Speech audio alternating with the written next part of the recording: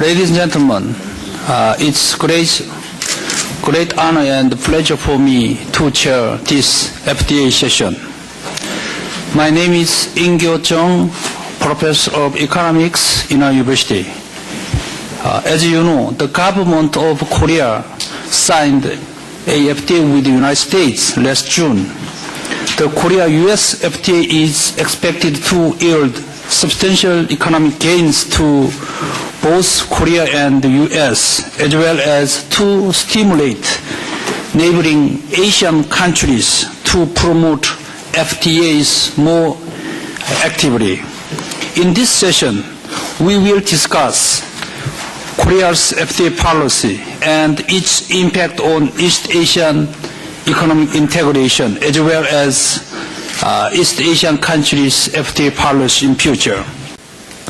In my view, there are three key issues to consider when we discuss the prospects of East Asian regional integration.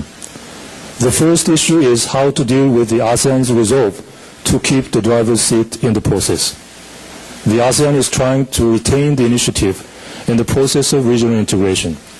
They also fear that the dynamic center of the region is likely to shift to Northeast Asia, thereby marginalizing the ASEAN in the process. Another question is whether or not and how to engage the United States in the process.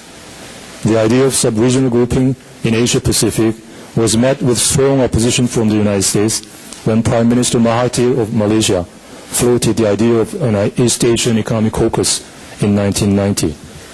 The United States later exhibited a rather relaxed attitude to the sub-regional grouping, but had not shown a keen interest in or response to the dynamic process of sub-regional integration in East Asia. It was only last year that the United States came up with an idea of FTA as a long-term prospect during the APEC leaders meeting in Hanoi. The U.S. initiative, though somewhat slower response in my view, was perfectly in line with the comments of a White House official that I met in Washington in the year 2000. He then told me that a quiet reaction from Washington should not be viewed as a lack of interest, and emphasized that a sub-regional initiative should not overshadow the larger APEC process. But it is still an open question how the other countries in the region will respond to the U.S. initiative. Finally, there is a question of who will take on a leadership role. In East Asia, there is still no figure to fill the shoes of Europe's Jean Monnet, nor is there a country in East Asia to lead the process as the United States has done with NAFTA. Neither Japan nor China will take the leadership role, and even if they did, it is not clear whether others would willingly follow.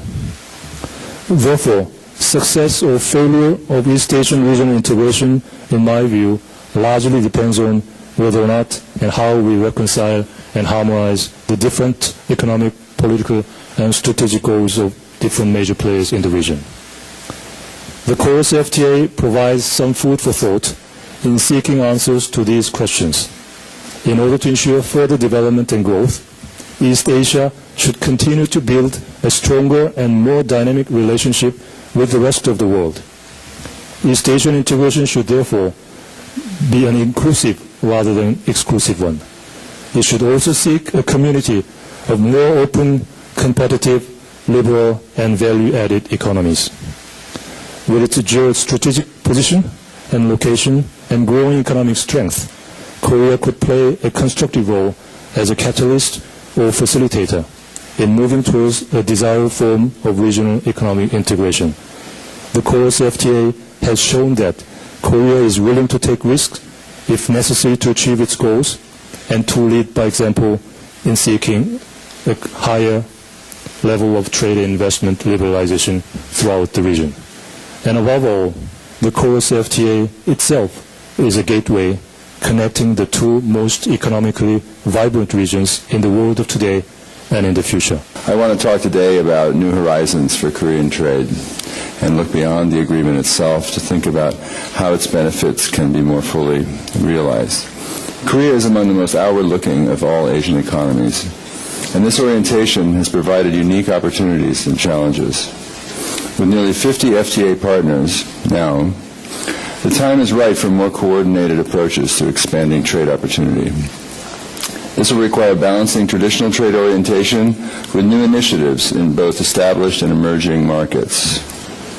The KORUS provides a remarkable opportunity to promote sustained Korean growth by leveraging its status as a leading Asian partner in the for the world's largest economy, the United States. Before surveying the more distant horizon of opportunities, a few near-term issues are important to the success of the KORUS FTA. Speaking as a private observer, I believe that because of the importance of Korea strategically and economically, as well as a very mature political relationship, U.S. congressional ratification of the FTA will be achieved. I'm very optimistic in this sense. There's a lot of political rhetoric that might seem to contradict that at the moment, but I believe it's just that. I believe that it's rhetoric. This has been a very beneficial historic relationship, and I don't think that a significant majority will take the risk of jeopardizing that relationship.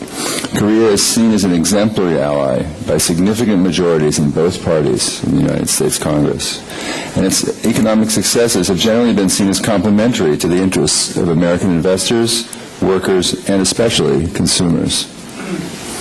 Fortunately, KORUS fits well into the matrix of other U.S. agreements in the Asian region. This is important both because it influences U.S. regional intentions and because bilateral deals often arouse rivalry.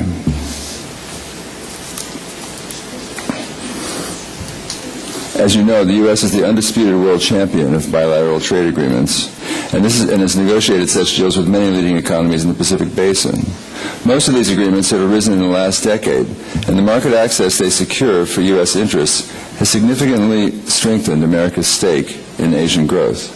Before this trend, the U.S. resisted regional integration in Asia.